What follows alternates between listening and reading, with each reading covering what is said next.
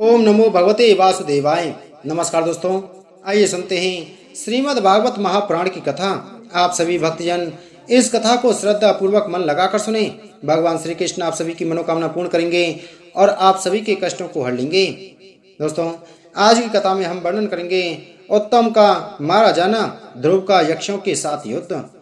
श्री मैत्रेय जी कहते हैं, विदुर जी, ध्रुव ने प्रजापति शिशुमार की पुत्री ब्रह्मी के साथ विवाह किया। उनसे उनके कल्प और वत्सर नाम के दो पुत्र हुए। महाबली ध्रुव की दूसरी स्त्री वायुपुत्री इला थी। उससे उनके उत्कल नाम के एक पुत्र और एक कन्या रत्न का जन्म हुआ। उत्तम का अभी विवाह नहीं हुआ था कि एक दिन शिकार खेलते समय उसे हिमालय पर्वत पर एक बलवान यक्ष ने मार डाला। उसके साथ उसकी माता भी परलोक से तार गई। ध्रुव ने जब भाई के मारे जाने का समाचार सुना तो वे क्रोध, शोक और उद्वेग से भरकर एक विजयप्रद रथ पर सवार हो यक्षों के देश में जा पहुंचे। उन्होंने उत्तर दिशा में जाकर हिमालय की घाटी में यक्षों से भरी हुई अलकापुरी देखी। उसमें अनेकों भूत, प्रेत, पिशाच आदि रुद्रानुचर रहते थे।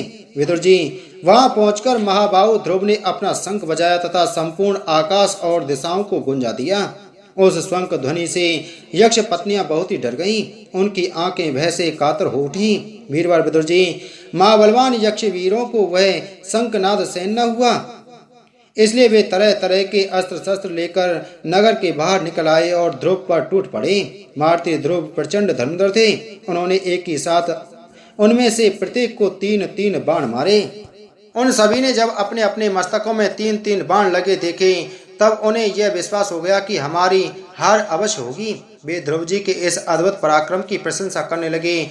फिर जैसे सर्प किसी के पैरों का आघात नहीं सहते, उसी प्रकार ध्रुव के इस पराक्रम को ना सहकर उन्होंने भी उनके बाणों में जवाब में एक ही साथ उनसे दूने 6-6 बाण छोड़े।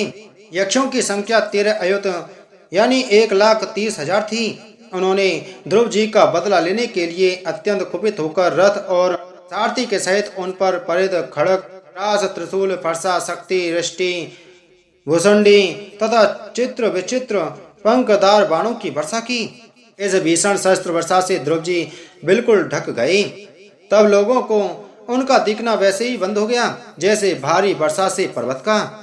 उस समय जो सिद्धगण आकाश में स्थित होकर यह दृश्य देख रहे थे, वे सब हाय हाय करके कहने लगे, आज यक्ष सेना रूप समुद्र में डूबकर यह मानव सूर्य अस्त हो गया। यक्ष लोग अपनी विजय की घोषणा करते हुए युद्ध क्षेत्र में सिंह की तरह गरजने लगे।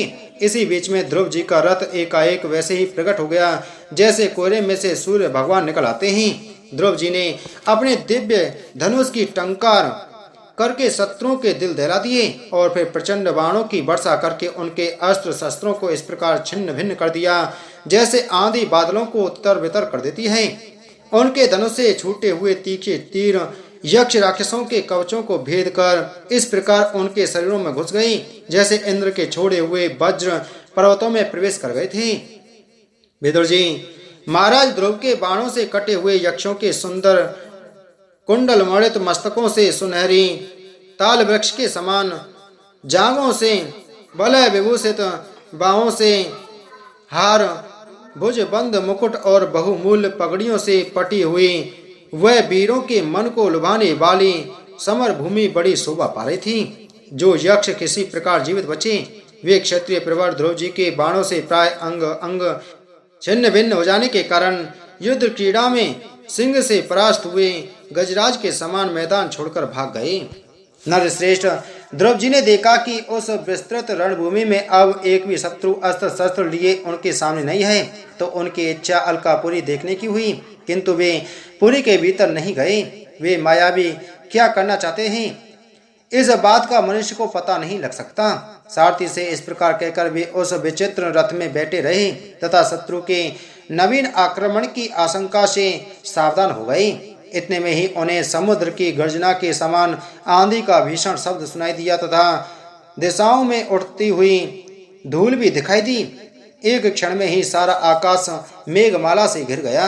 सब और भयंकर गड़गड़ाहट के साथ बिजली चमकने लगी। निष्पाप विदुर जी, उन बादलों से खून, कफ, पीव, विष्ठा, मूत्र एवं चर्बी की वर्षा होने लगी। और ध्रुव जी के आगे आकाश से बहुत से धड़ गिरने लगे। फिर आकाश में एक पर्वत दिखाई दिया और सभी दिशाओं में पत्थरों की वर्षा के साथ गदा, परेद, तलवार और मूसल गिरने लगी। उन्होंने देखा कि बहुत से सर्प वज्र की तरह फुंकार मारते हुए रोषपूर्ण नेत्रों से आग की चिंगारियां उगलते आ रहे हैं। झुंड के झुंड मतवाले हाथी, सिंह और बाघ भी दौड़े चले आ रहे हैं। प्रलय काल के समान भयंकर समुद्र अपनी उत्ताल तरंगों से पृथ्वी को सब ओर से डुबाता हुआ बड़ी भीषण गर्जना के साथ उनकी ओर बढ़ रहा है। क्रूर स्वभाव असुरों ने अपनी आसुरी माया से ऐसे ही बहुत से कौतूहल दिखाए जिनसे कायरों के मन कांप सकते थे। ध्रुव जी पर असुरों ने अपनी दुस्तर माया फैलाई है। यह सुनकर वहां कुछ मुनियों ने आकर उनके लिए मंगल कामना की। मुनियों ने कहा, उत्तानपाद नंदन ध्रुव, शरणागत भय भंजन, संग पानी भगवान नारायण तुम्हारे शत्रुओं का संहार करेंगे। भगवान का तो नाम ही ऐसा है जिनके सुनने और कीर्तन करने मात्र से मनुष्य दुस्तर मृत्यु के मुख से अनायास ही बच जाता है। बोलो श्रीमद् भागवत महापुराण की जय। बोलो श्री कृष्णचंद्र भगवान की जय।